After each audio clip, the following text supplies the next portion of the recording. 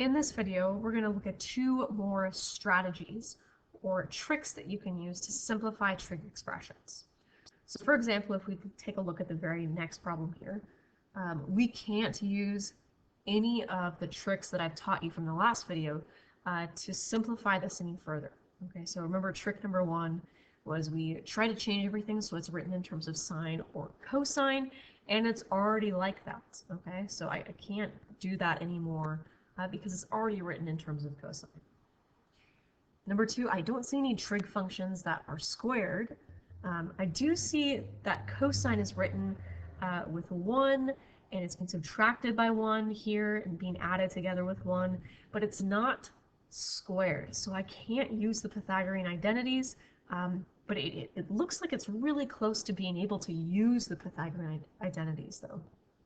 So this is when you're going to employ a third strategy. So trick number 3, okay? We're going to try to make the denominators, and I'll just write DEN for denominators. We're going to try to make the denominators the same, okay? And the reason I want to do that is if I make the denominators the same, then I can add these two fractions together, okay? Right now I can't because one is 1 plus cosine, the other one is 1 minus, okay?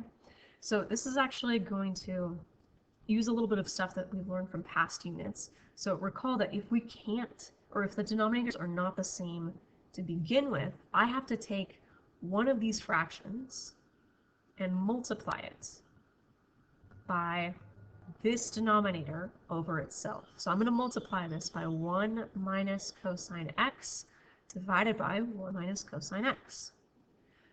And when I do this, it doesn't change the value of this fraction because this is just 1. And anything times 1 just stays the same. Okay, this is just a really fancy way to write 1. Okay, so I'm going to do that to this first fraction, and then to the other fraction, I'm going to multiply this by 1 plus cosine x over 1 plus cosine x. So I'm multiplying it by that other denominator. All right, so now let's go ahead and multiply, and hopefully it should achieve the goal of making the denominators the same, so I can add these two fractions together. So if I multiply the numerators, that's pretty straightforward because 1 times 1 minus cosine x, that just stays the same. What is happening in the denominators though? So I'm going to pull this off to the side so I can go ahead and kind of do this in slow motion. So I have 1 minus cosine x, and that's being multiplied by 1 plus cosine x. So hopefully you recognize, because I have two binomials here, that I'm foiling all of this. Okay, so I'm going to do 1 times 1, which is 1, negative cosine x times 1, which gives me negative cosine x, 1 times positive cosine x, so that's plus cosine x, and then the very last two terms, negative cosine times positive cosine, and negative and a positive give me a negative, and cosine times cosine gives me cosine squared. All right, so all of that written out, that's what I have. Notice that the two middle terms are going to cancel, and that all that I'm left with is 1 minus cosine squared x. So that is what should be in the denominator, 1 minus cosine squared x. Okay. All right, we can continue on to the next fraction. So 1 again, pretty straightforward. I just get 1 plus cosine x in the numerator. And then I have the same two binomials that I'm multiplying here. They're just flip-flopped around, so the 1 minus cosine x is first, but I'm still going to get the same answer once I FOIL these, okay? So I'll still get 1 minus cosine squared x. All right, so I achieved my goal. The denominators are the same, so I can add these two fractions together to get 1 minus cosine squared x as the denominator. And then when I add the numerators together, so I can take this 1 plus that other one there, so 1 plus 1, that gives me 2. And then negative cosine x and positive cosine x, when I combine those together, those are actually going to cancel each other out if I add them together. So all that's left in the numerator is just 2, okay? When I just add that 1 plus that other 1 there. Okay, so great, I have this down to just one fraction. Notice now that I can use that second strategy. So I see that I have one of my trig functions and it's squared, okay? And then there's a 1 that's engaged with it, that's cosine is being subtracted from. So I have 1 minus cosine squared x. That is my cue that I'm going to go up to my Pythagorean identities and use these to simplify it further, okay? So how can I manipulate this first Pythagorean identity so it's written as 1 minus cosine squared x, okay?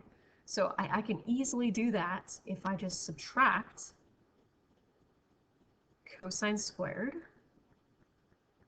from both sides, okay? So if I subtract them from both sides, that's gone here, and that tells me that this 1 minus cosine, I can rewrite that as sine squared, okay? So for all of this, I can substitute in sine squared. So taking all of that, I just found out from the Pythagorean identities, I can replace that with sine squared x.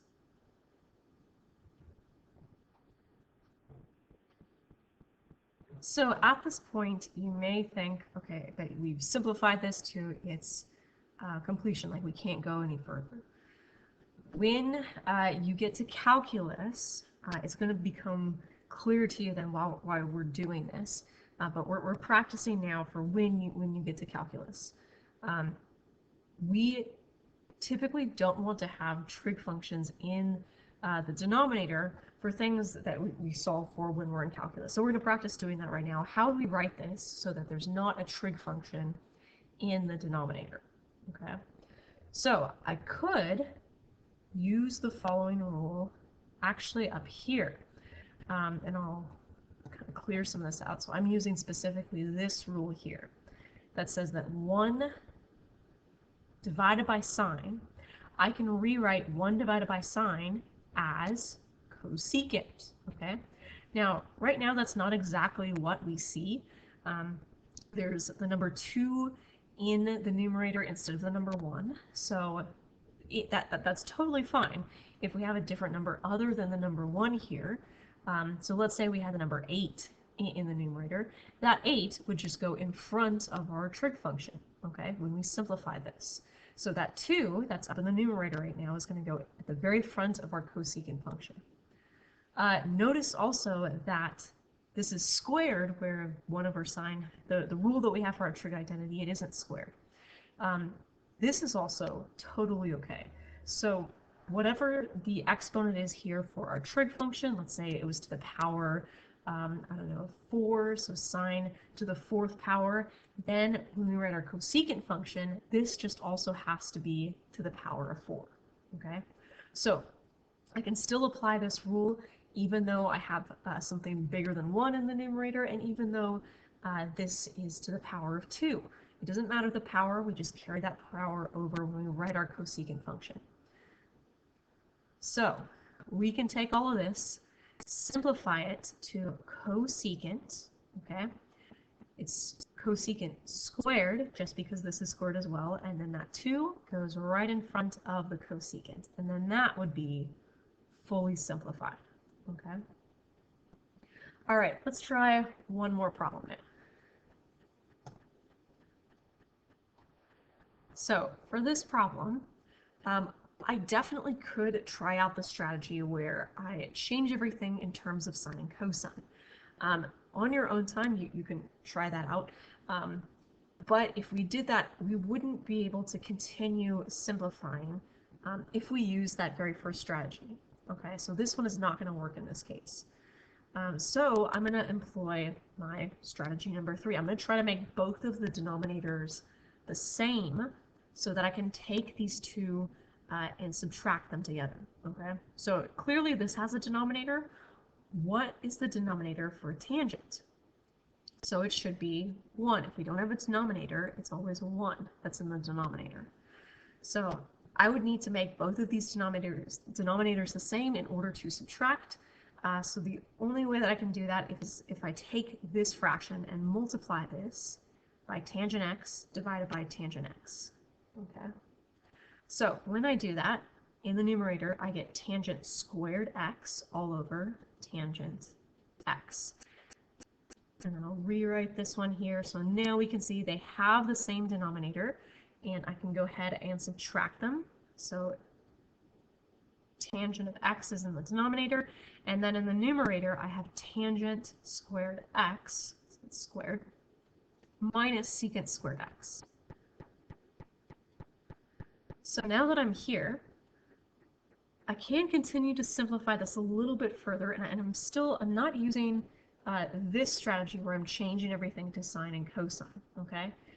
You can try that out if you want to, but it's not going to work as clearly as this other route. If we try this other strategy, it'll be a lot faster. So one other thing that I notice is that I have trig functions and they are squared, okay? Now, this part where it's going to be written with +1 or -1 happens some of the time. Sometimes we see this, but also if we just see a trig function and it's squared, that is also a cue that we might be using the Pythagorean identities. Okay, so if I look at this tangent squared x minus secant squared x, and I go back up to my Pythagorean identities. My eye right now is on that second Pythagorean identity. How can I rewrite this so that it works with the problem that I have now? So I'm actually going to take the second Pythagorean identity and write it down below so it's a little bit easier for us so we don't have to keep on scrolling back up to this. So I have tangent squared x plus 1 equals secant squared x. Okay, so how can I manipulate this so that it looks like this part that I have here? Okay, so one thing I'm noticing is I have tangent squared, and if I put negative secant squared here, like if I switch these two around, then I would have something that would work. So let's do this one step at a time. So let's say I subtract 1 over. Let's get rid of the 1 so the 1 isn't here. So I subtract 1 from both sides. So that's gone, and I have secant squared x minus 1. So now that I've moved the 1 over, I'm going to subtract secant squared over. And then this should give me exactly what I want. So that is gone from this side, and I'm left with tangent squared x minus secant squared x. I can rewrite that as -1.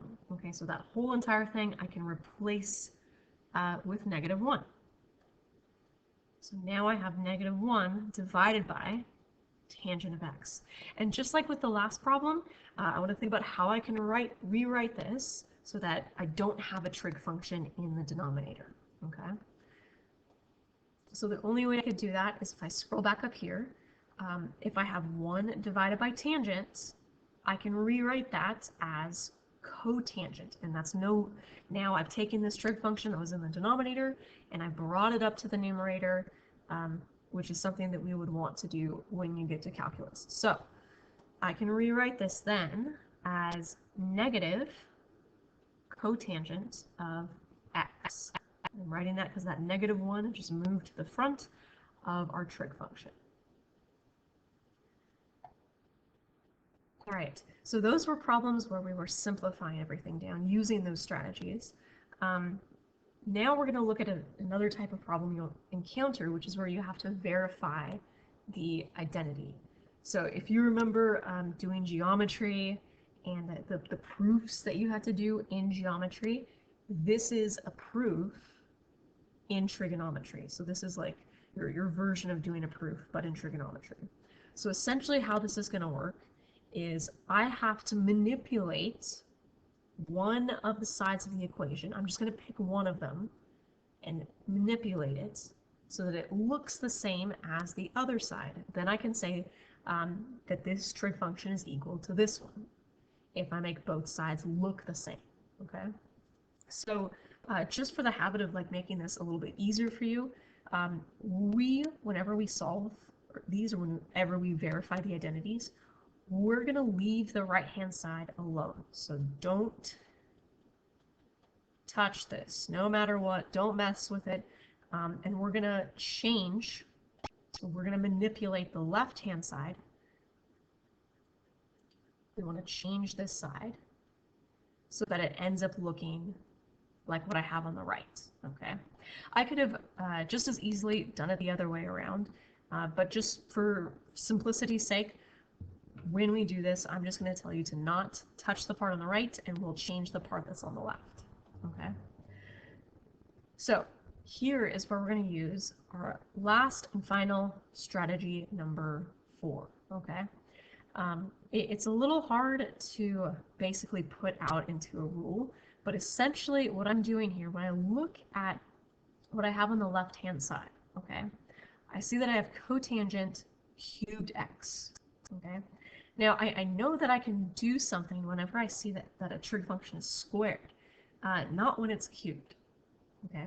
So how could I maybe manipulate this a little bit so that it's cotangent squared instead of cotangent cubed? So check this out. So cotangent cubed, that just means I have cotangent times cotangent times cotangent. 3 cotangents multiplied together, okay? If I take one of those and pull it out, so it's right here on the left-hand side, like this, so I'll just take one of the cotangents, pull it out on the left-hand side, then I've separated that from the 3 that I have here, so I just have 2 that are left in this fraction. So it's a little weird. We haven't really done anything like this before, but I'm just taking the 3 cotangent functions and I'm pulling one of them out, so it's out here on the side, okay? So that would be strategy number 4. And the reason that I did this is because I wanted to have a trig function squared. That's a lot more useful to me than having a trig function that's cubed. So now that I'm here, I'm going to work on changing everything so that it's in terms of sine and cosine. Okay, so let's try that. So cotangent squared, or sorry, cotangent, just normal cotangent, that can change to, let me see, cosine divided by sine. So I can rewrite that so that it is cosine of x divided by sine of x, and that's going to be multiplied. So the cotangent squared that I have here, I'm going to use the Pythagorean identities, and that's the whole reason why I separate it here. So I could hopefully use this for my Pythagorean identities, okay? Now, notice here, so this would be the Pythagorean identity I'm using. So I'll actually just copy this over to the other side. So cotangent squared plus 1 equals cosecant. So cotangent squared, or we'll just use x. Cotangent squared x plus 1 equals cosecant. Or 2 c's. Cosecant squared x. Okay, so that's my Pythagorean identity I'm using.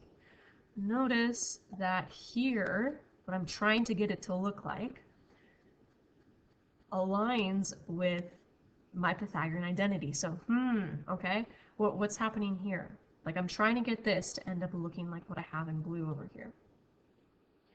So if I took cotangent squared x, my Pythagorean identity I have now, and if I just subtracted 1 from both sides, that tells me that I can take cotangent squared x and rewrite that as cosecant squared x minus 1, okay, which is exactly what I want this to look like. I want this to be changed into this part on the right-hand side.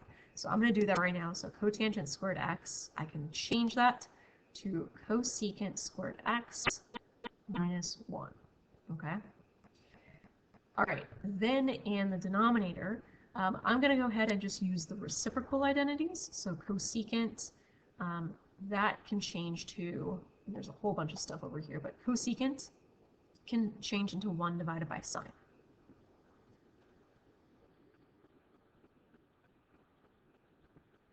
All right, so again, my goal is to, at the end, I want it to look like this. Okay, I'm really close. I already have this part here that mimics this up here. I just want this cosine all by itself out of the front. Okay, so check this out. If I take this 1 divided by sine of x, and I can multiply this fraction, so I'm going to flip it and multiply it by the reciprocal. So I'm going to multiply this by sine of x over 1. Okay, so I just flipped it and I'm multiplying. Now that I'm doing this, this sign that's here and the sign here actually cancel out. Okay, and voila, I've done it. I've verified this identity. I have my cosine x and it's being multiplied by cosecant squared x minus 1, just like exactly what I wanted it to look like. So I would put this cosecant, oh gosh, I can't write. There we go. Cosecant squared x minus 1, and I would say that I have verified it. Okay. Verified. Looks exactly like what I have on the right. All right, let's try this one more time with the very next problem I'm trying to verify. So again, for simplicity's sake, the part on the right-hand side, that is what we're not going to mess with, so don't touch this at all. And then this part on the left, this is what I'm going to manipulate. I want to change this one, so it looks like the part on the right. Okay, so let's see. The first thing I am going to do when I look at this, nothing is squared, so I'm not going to use the Pythagorean identity. Instead, let's just try strategy number 1. Let's change everything so it's in terms of sine and cosine. So secant, let's see, secant I can rewrite as 1 divided by cosine.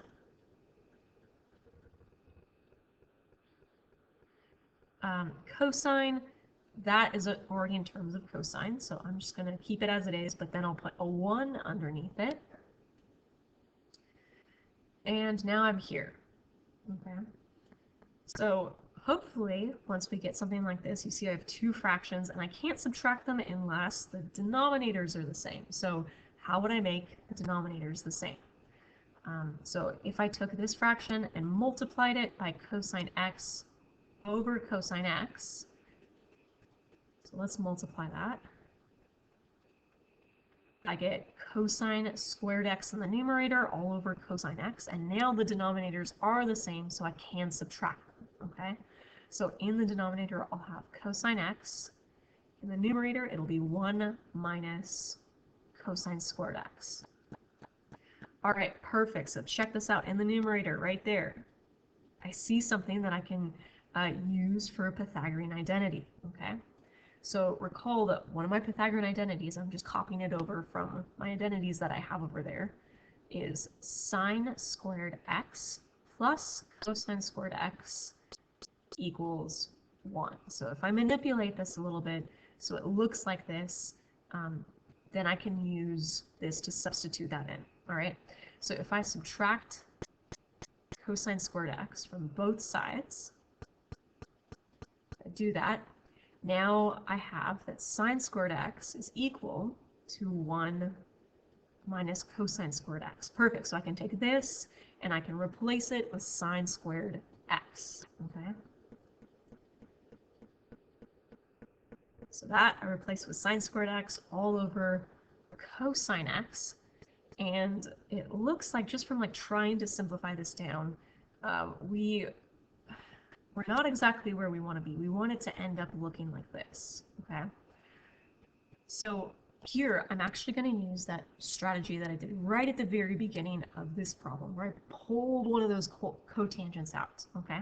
So check this out. If I have this sine squared x here, let's say I pulled one of those signs out, because I know that there's going to be just a sign all by itself at the very front of this. So I have 2 signs right now, and if I pulled one of them out to the front, and I would just have 1 that's left in the numerator divided by cosine. And then hopefully, if these are starting to become familiar enough to you, if you see something like this, what does this change into? This changes into something very specific, okay? So from my tangent identities, this is tangent. Perfect, that's exactly what I want, okay? So sine of x, that stays as it is, and then this part changes to tangent of x. Perfect. I verified this identity. I got it to end up looking like I wanted to on the right-hand side. So check, this is done. I have verified this identity.